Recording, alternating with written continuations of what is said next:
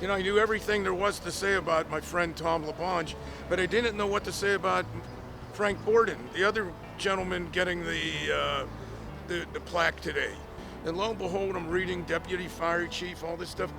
But then it became apparent to me that he was the guy who founded CERT. CERT stands for the Community Emergency Response Team.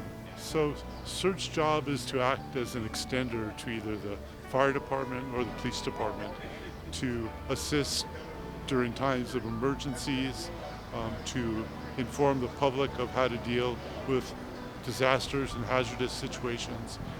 39 years ago, this was my first assignment on probation, so it has a special meaning to me. Being surrounded by these handsome gentlemen just makes it all the more worth the while, and I'm just glad that we're able to honor two giants from the city of Los Angeles. Good afternoon, ladies and gentlemen.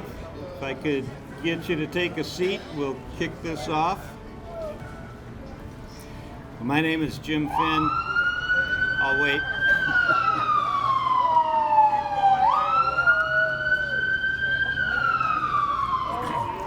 We tell our museum visitors that we have them go out every half hour or so they can hear them, and they believe it. I'd like to welcome you to the LA Fire Department Museum, and obviously we're gathered here today to honor two gentlemen that gave us many, many years of their life. Unfortunately, they passed away too soon and within 3 months of one another last year.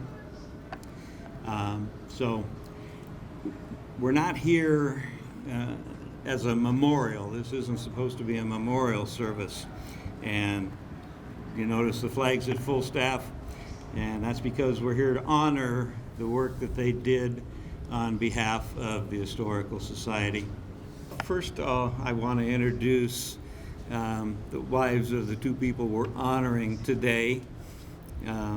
Frank Borden's wife, Raquel. Would you stand up, Raquel?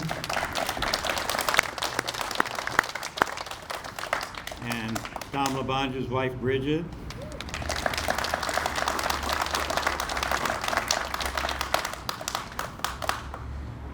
And we have an MC for each one of them, and so I'm gonna let them kick this off first.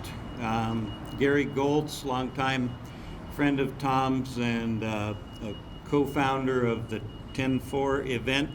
And if you don't know what the 10-4 event is, the highway patrol car out there is a clue, and I'm sure he'll tell you about it. So Gary, there it goes.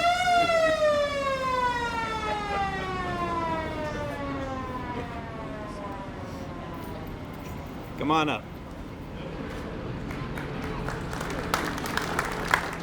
Lead him to the mic.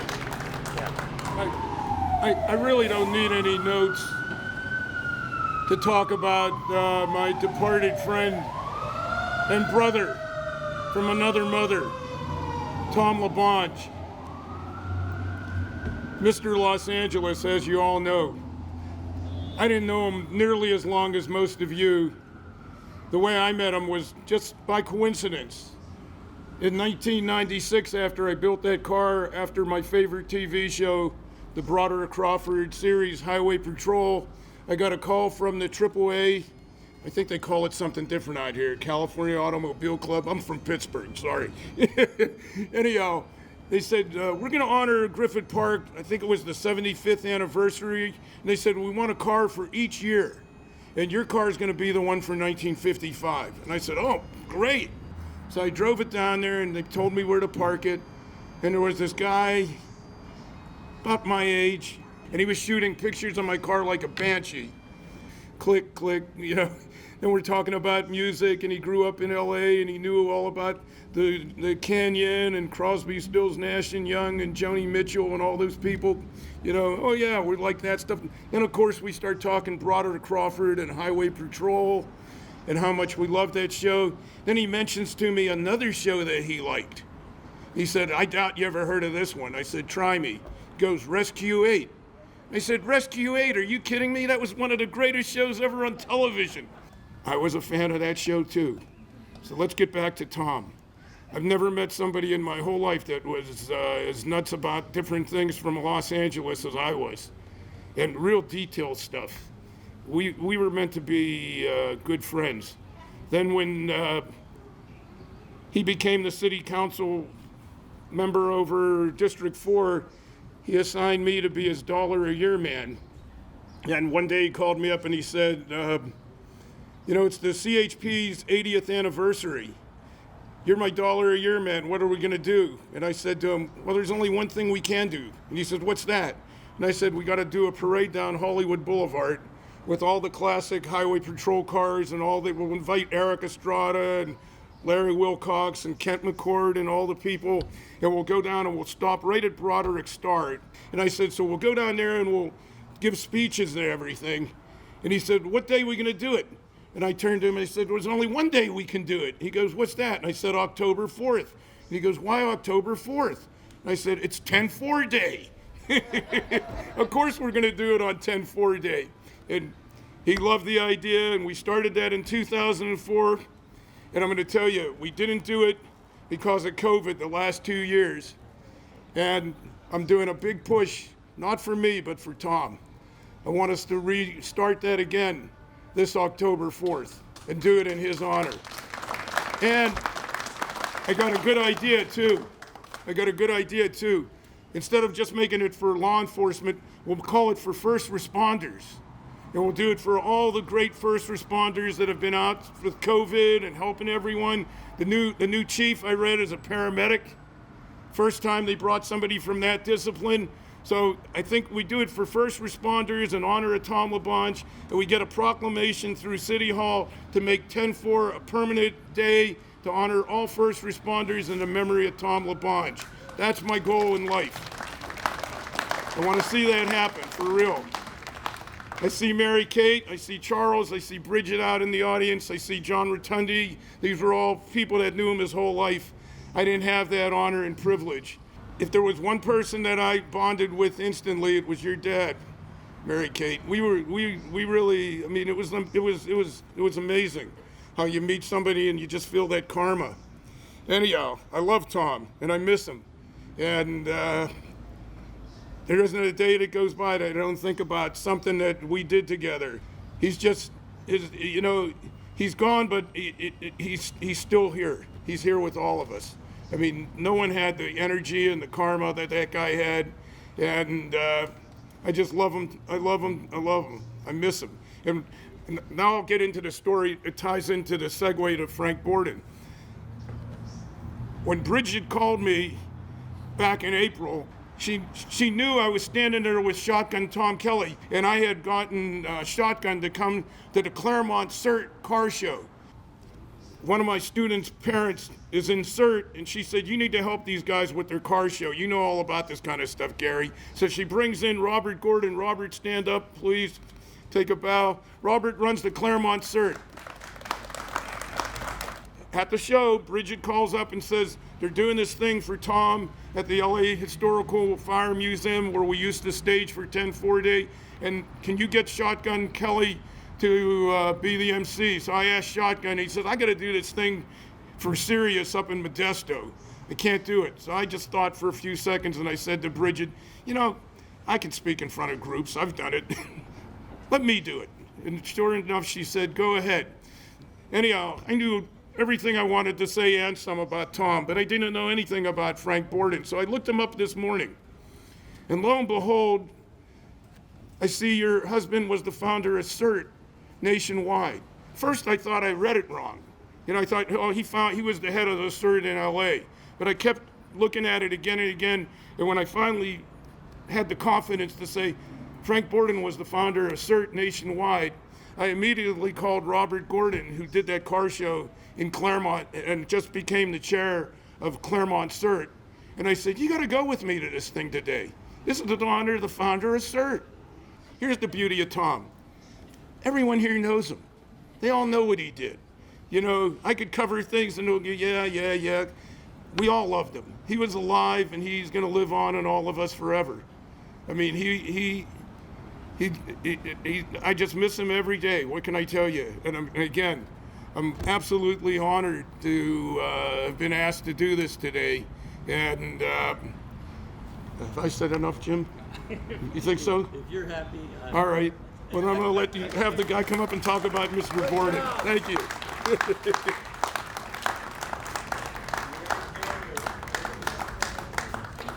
Okay, and our MC for Frank Borden's side of it is Chief Deputy for Administration for LA City Fire Department, Armando Hogan. And actually today he's the acting fire chief because our fire chief is out of town. Chief Hogan.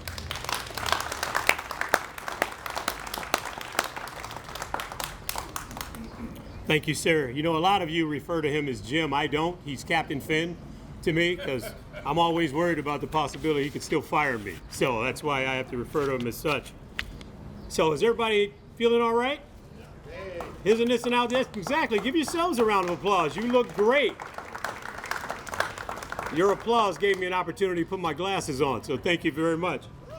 Good evening to the family and friends of these local giants. To Bridget and Raquel, thank you for allowing me to spend a little time with you this evening. To our gracious host, the Los Angeles Fire Department Historical Society Museum and Memorial, and those in attendance that recognize the importance of this occasion, I too welcome you. My name is Armando Hogan, and I serve as the Chief Deputy of all administrative operations for your Los Angeles Fire Department. However, I stand here today as simply a fan of this evening's heroes. I have received the distinguished honor from Chief Borden's wonderful wife, Raquel, to share a few words about the man, the myth, and the legend that was and remains Frank Borden. Chief Frank Borden was a true pioneer in the discipline of community preparedness. For those of you who don't know how he got that start at the Mexico earthquake back in, what year, sir? 1985, outstanding. So, his ability to plan, prepare, and provide critical life-saving information to an audience that needed to be educated on the elements of safety were unmatched. Chief Borden was an expert at getting you to agree with his perspective and then having you assist with the spreading and teachings of what I call the Borden doctrines. You didn't agree because he said so, you agreed because it was so. The author, speaker, and pastor John C. Maxwell stated, and I quote, "A leader is one who knows the way, goes the way, and shows the way."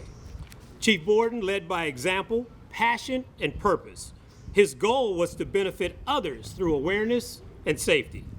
Many years ago, when I had the great fortune of meeting Chief Borden, I had no idea the impact he would have on me personally and professionally.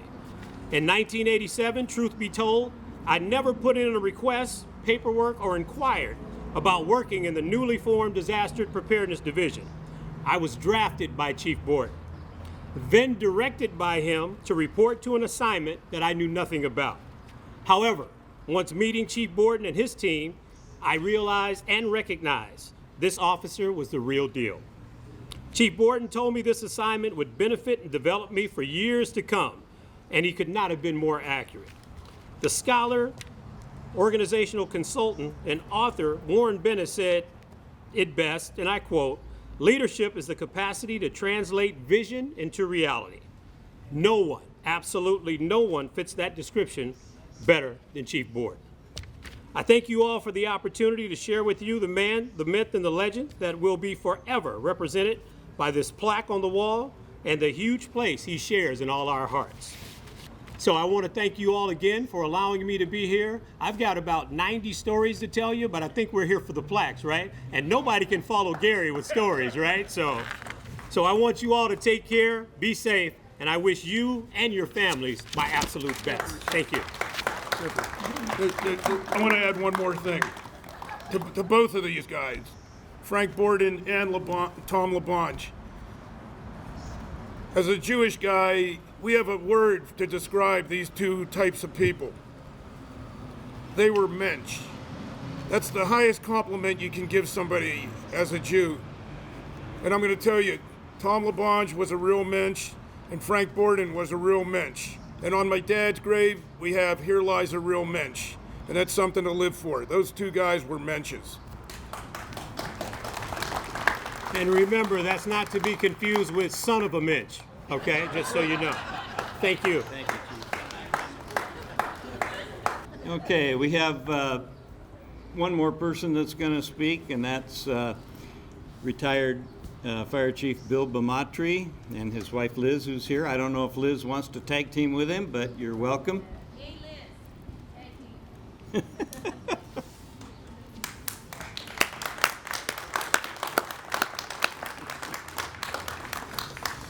Couldn't get Liz to come up. She backed out there in the last minute, though.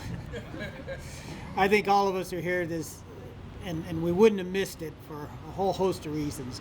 I think the thing that will get us all is when we unveil the plaques and see their faces and know that forever people will be coming by here and saying, who is Tom LaBonge?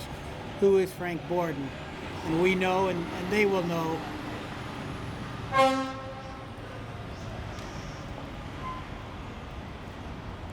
was going to say, how many of the in the audience here have worked at Fire Station 27? The older, the new? Quite a few. I thought they were a little slow getting out of quarters, so I think we'll have to work on getting that. Well, maybe they were broken down. That's it. So I think this is certainly a great occasion and a fitting occasion, because the time that both Frank spent here and Tom was more hours than many of the people that have been assigned to this station. And I think for all of us, Tom was always the honorary fire chief in many ways, and he was at many stations, not just this station. And certainly Frank was the same way across the department and across the nation because of the contributions he made to the fire service. But I want to speak specifically to the two wives. You're always welcome because of them in there, because we know about you because of Tom, and certainly, Raquel, your tenure on the fire department. So this is much for them as it is for the two of you also, for all you've done in letting us have them share their lives with the fire service. And so it's really a pleasure to have this opportunity to recognize them. And I think, Jim, you'll take it over from here.